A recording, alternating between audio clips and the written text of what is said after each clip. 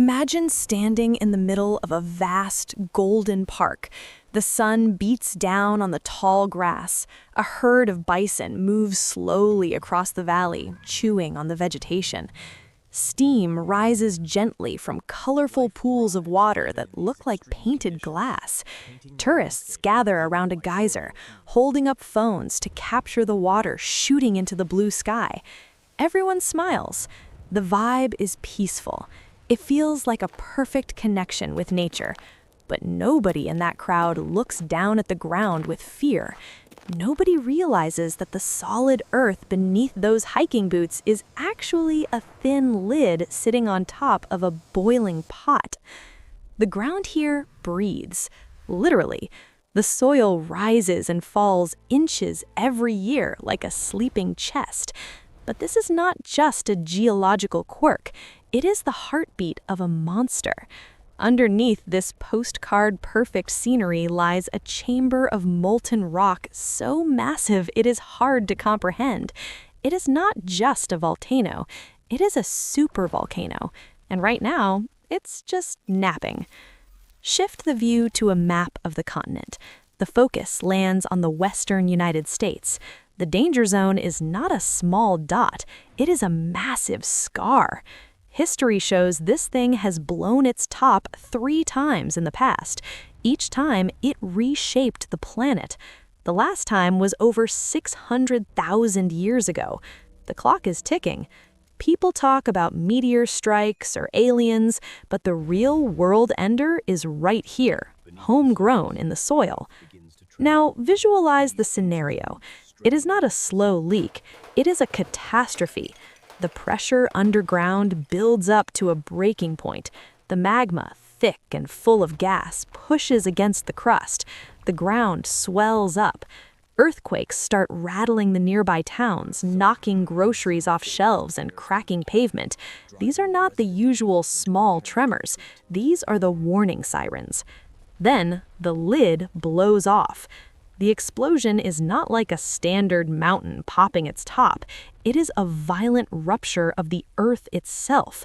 A column of ash and rock shoots miles into the stratosphere. It rips through the atmosphere, tearing the sky apart. The sound is so loud, it shatters windows hundreds of miles away. The shockwave flattens entire forests in seconds, snapping trees like toothpicks. The peaceful valley with the bison is gone in a flash, replaced by a crater of fire and destruction. But the lava is not the main problem. The lava is local. The ash is global. Picture the sky turning black in the middle of the day. A thick gray curtain rolls across the land. It moves fast.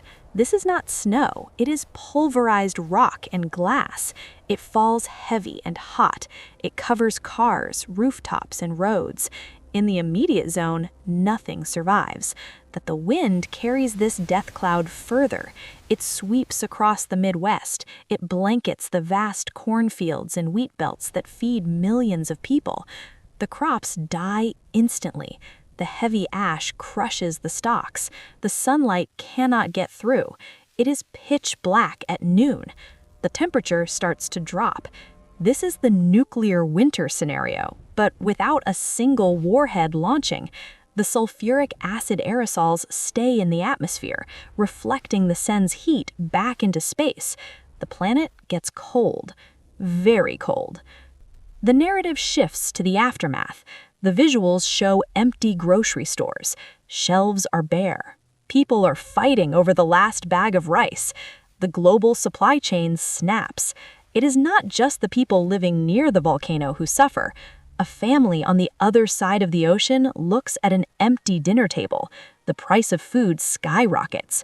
Governments scramble, but there is no food to buy. The reserves run out in months. The famine spreads. It's a domino effect.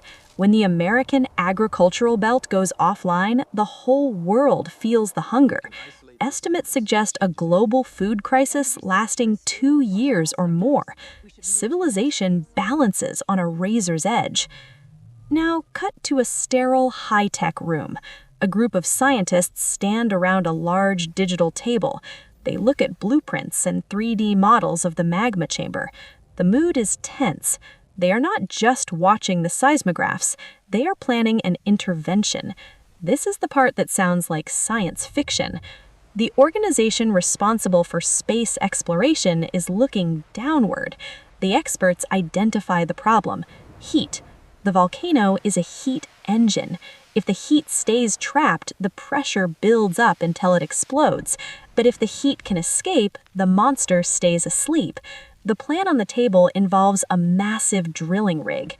Visualize a massive industrial machine set up on the outskirts of the park, far away from the fragile geysers.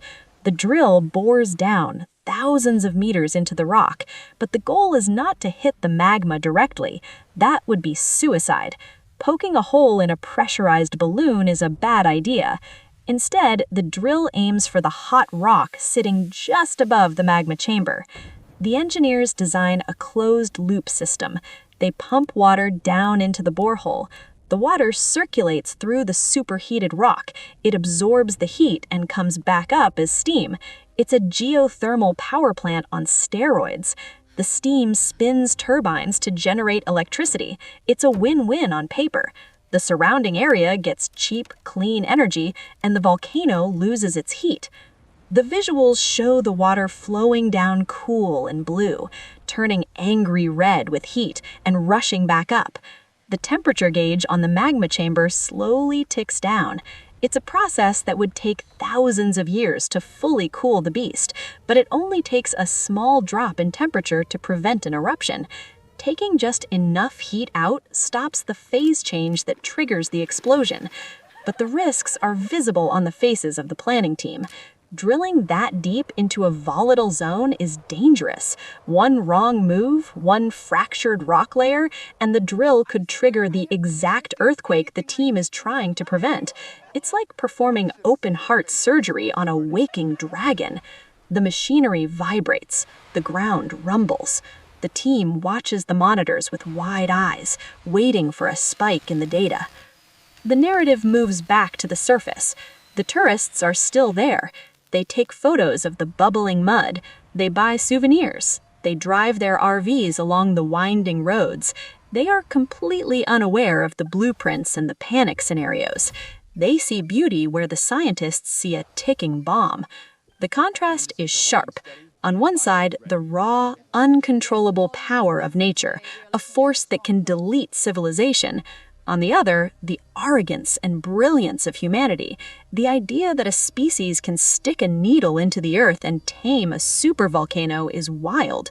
It's the ultimate gamble. Imagine the drilling rig again. It stands tall against the sunset. Steam vents from the top. It looks industrial and ugly against the natural backdrop, but this ugly machine might be the only thing standing between humanity and starvation. The drill bit spins, cutting through layers of history, inching closer to the fire.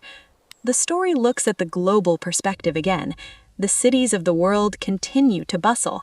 Lights flicker on in skyscrapers. Traffic flows. The internet buzzes with cat videos and celebrity gossip. Society functions because the ground stays still. The stability of the modern world relies entirely on that magma chamber staying closed. If that lid pops, the stock markets, the borders, and the technology don't matter. The ash doesn't care about money. The narrative focuses on the ash again. It is microscopic, sharp like glass shards. If inhaled, it turns into cement in the lungs. The visuals show masks, filters, and sealed windows. The world turns gray. The vibrant colors of the forest, the ocean, and the cities are muted under a layer of dust. The silence of the aftermath is heavy. No birds singing, no cars driving, just the wind howling through the gray wasteland. This potential future haunts the experts. It drives the research. It's why the thermal sensors are placed all over the park. It's why the satellites constantly measure the ground elevation. Every millimeter of uplift is a warning. The planet is speaking, and the experts are trying to translate the language of pressure and heat. The proposed solution, the drilling, remains a controversial blueprint. Some say it's too risky to touch, others say it's too risky to do nothing. The cost would be astronomical, billions of dollars, but compared to the cost of the apocalypse, it's pocket change. The visual returns to the geyser erupting. Water shoots up, dazzling and bright. It falls back down, soaking the earth. The cycle continues. The park remains a place of wonder. The bison keep grazing. The sun sets, painting the sky in orange and purple. Under the twilight, the ground is still warm. The heat radiates up through the soles of the shoes of anyone walking there. It's a gentle reminder.